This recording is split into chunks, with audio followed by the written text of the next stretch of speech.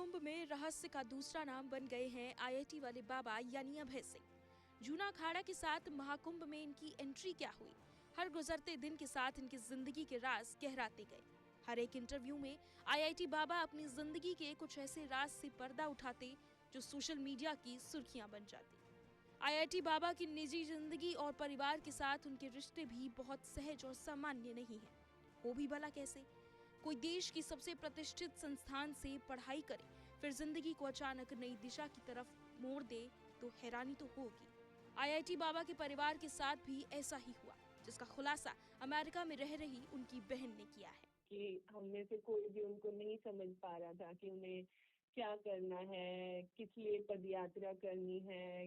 मतलब कि I think कोई भी आम आदमी, कोई आम फैमिली उनके इस डिसीजन को नहीं समझ पाएगी। वो तो आज इस स्टेज पे है तो लोग फैमिली वालों को भी ब्लेम कर रहे हैं कि साथ देना चाहिए।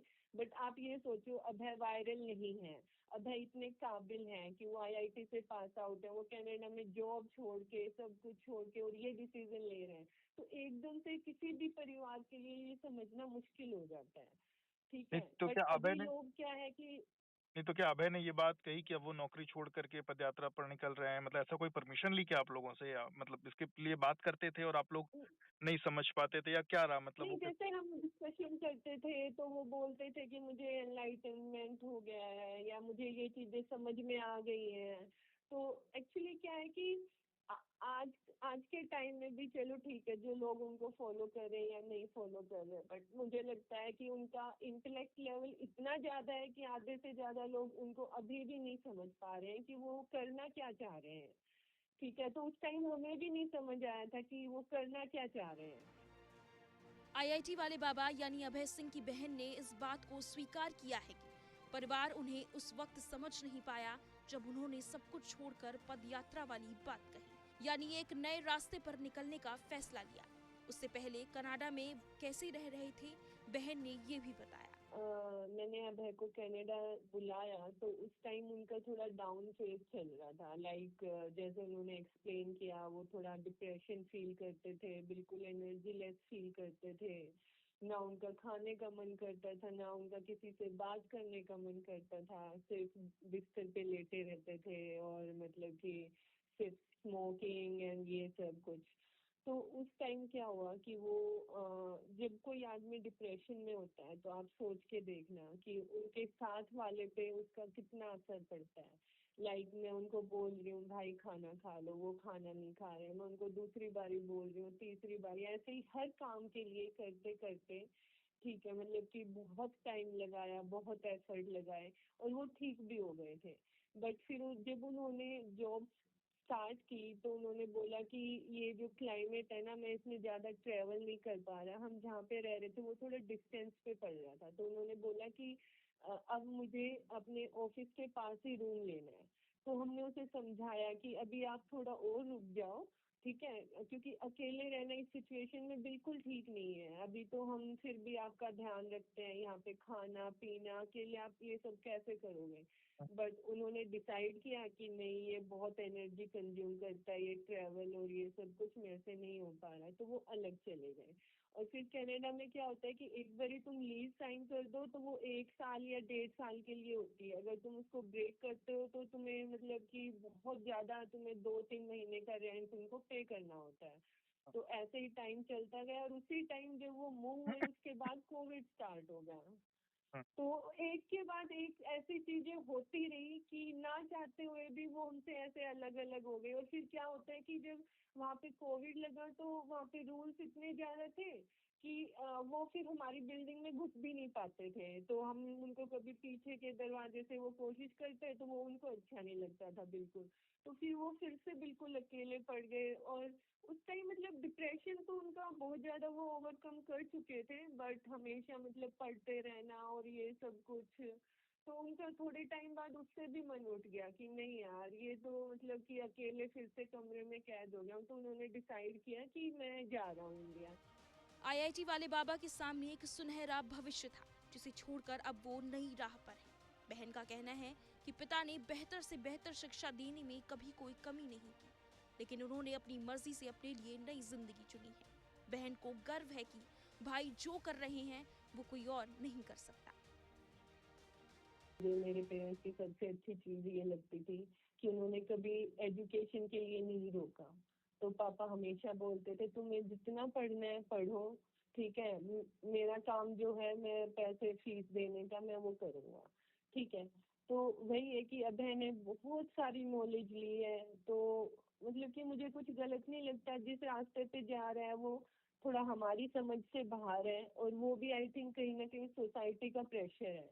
जैसे कि अभी मतलब कि मीडिया ही पहुंच जाती है, आप चाहते हो या नहीं चाहते हो, अरे बेटा शादी कब करेगा, अरे बेटा अभी क्या कर रहा है, बेटी इतनी बड़ी हो गई है तुम इसकी शादी कर दो, ठीक है। तो ये सोसाइटी का प्रेशर इतना होता है कि आई थिंक मम्मी पापा वो अभी भी उस सोसाइटी के प्रेशर से बाहर नहीं निकले हैं, तो शायद उनको सही ना लगे। बट आई थिंक मेरे को सोसाइटी से अभी इतना फर्क नहीं पड़ता, तो मेरे को तो कोई गलत काम नहीं लग रहा जो भी अभय कर रहे हैं। और जो अभय कर रहे हैं आई थिंक वो कोई कर भी नहीं सकता। He is the chosen one. बहन ने आईआईटी वाले बाबा के बारे में एक और खास बात बताई कि वो आम लोगों से अलग हैं, वैसे ही जीते हैं जैसे जीना चाहते हैं। वो इमोशंस छुपाते नहीं, जो होता है वही दिखाते हैं। मुझे यही फील होती है कि जैसे वो अपने इमोशंस बहुत ही क्लियरली, मतलब जब हंसना हो हंसते हैं। आजकल क्या है कि हम ऐसे एनवायरनमेंट में आ गए हैं, किसी बड़े से भी ऑफिस में जाते हैं तो बिल्कुल शांत, कुछ अच्छा लग रहा है तो भी नो एक्सप्रेशन, कुछ बुरा लग रहा है तो भी नो एक्सप्रेशन। इसीलिए लोगों की उनकी हंसी पे भी क्वेश्चन है, ठीक है। तो मुझे तो यही लगता है कि वो लोगों को जीने की राह दिखा रहा है, कि सच मतलब सही राह, कि हाँ ये तुम्हारा मतलब तुम इंसान हो, तुम इंसानियत भूल चुके हो, तुम कर क्या रहे हो, मतलब कि तुम कौन सी दुनिया में जी रहे हो, तुम क्यों नहीं सोचते कि तुम क्या करने आए हो, राइट।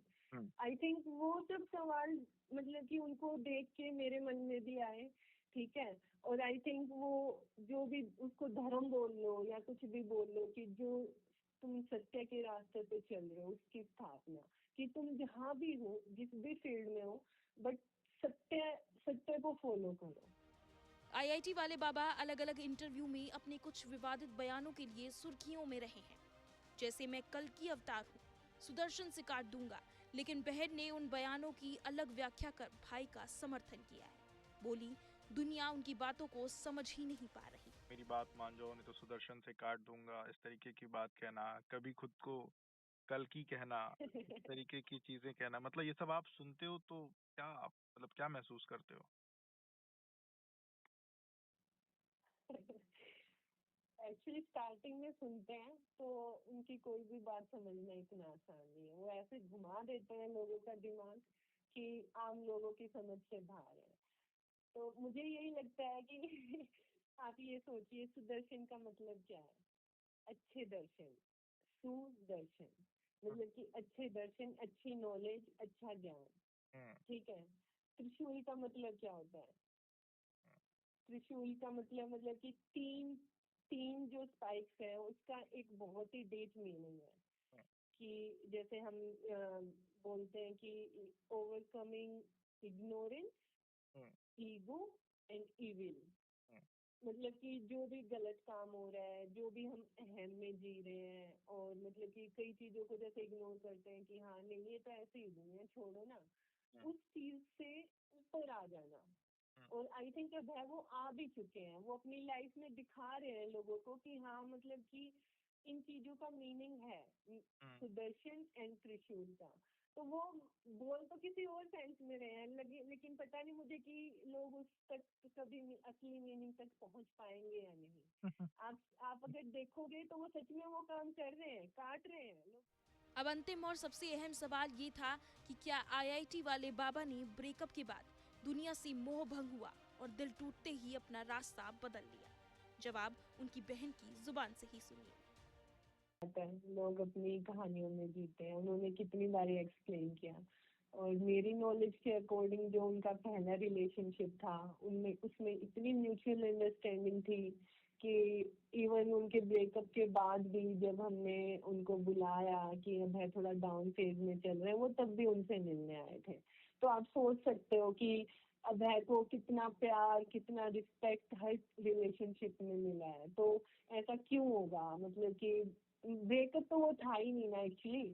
ब्रेकअप में क्या होता है, लाइक जनरली अगर हम सोचते हैं तो एक ने सोच लिया कि हाँ चलो भाई ब्रेकअप करना है, ये है नहीं, उनकी स्टार्टिंग से ही बहुत म्यूचुअल अंडरस्टैंडिंग थी उस रिश्ते में, तो ऐसा नहीं है। अब वही है कि लोगों को कुछ काम नहीं है तो कुछ भी बोल दो, किसी पे भी उंगलियां उठा दो, तो वही है, बट ऐसा कुछ नहीं था। बाद बाद में भी उनकी थोड़ी बातें होती थी एज ए लाइक अच्छे फ्रेंड्स, क्योंकि वही है ना कि अंडरस्टैंडिंग इतनी थी, कोई गलत नहीं कोई सही नहीं। आईआईटी वाले बाबा की बहन ने अंत में भाई के लिए भावनात्मक संदेश दिया है।